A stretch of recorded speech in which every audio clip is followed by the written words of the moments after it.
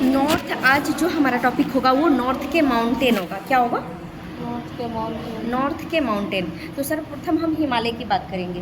तो हिमालय को कुल कितने भागों में बांटा गया है? 4 भागों में। 4 भाग में कौन कौन?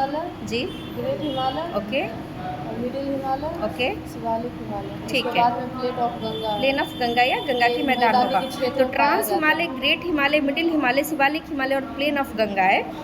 लेकिन इन सारे को जोड़ने के लिए भी एक कोडित वर्ड किया गया है, उसका बताइए। जैसे ट्रांस हिमालय को ग्रेट हिमालय से कौन सा जोड़ेगा?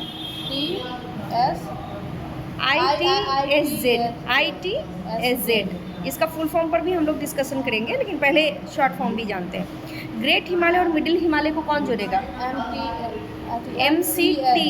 MCT। मिडिल हिमालय और शिवालिक रेंज को कौन सा जोड़ेगा? MBF। और शिवालिक रेंज और प्लेन ऑफ गंगा को कौन जोड़ेगा? HFI। ठीक है, HFI। आई नहीं था यहाँ पे। तो HFF, ठीक है, ये होता है। क्वेश्चन कई एक बार आएगा कि ट्रांस हिमालय के उत्तर में कौन सा चीज़ अवस्थित है? प्लेटू ऑफ तिब्बत, मीन्स तिब्बत का पठार। लेकिन कहेगा कि ट्रांस हिमालय के दक्षिण में क्या स्थित है? ग्रेट हिमालय या बृहद हिमालय। ग्रेट हिमालय को इंग्लिश में क्या कहते हैं? बृहद हिमालय कहते हैं। तो सर्वप्रथम आप जो जोड़े थे उसका फुल फॉर्म, जैसे ITSZ, तो इंडस तसांगो सतुर जोन इसको बोलते हैं।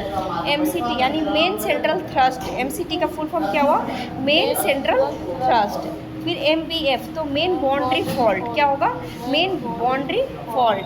HFF Himalaya front fall. Himalaya front fall होता है। अब हम बेसिकली ट्रांस हिमालय के विषय में ज़्यादा हम आपसे पता करना चाहेंगे कि इसका विस्तार कहाँ से कहाँ तक है। इसका उत्तर से विस्तार उत्तर का पर्वतीय क्षेत्र का जो है अरुणाचल प्रदेश, ठीक है, लद्दाख से लेकर अरुणाचल प्रदेश तक कितना किलोमीटर तक?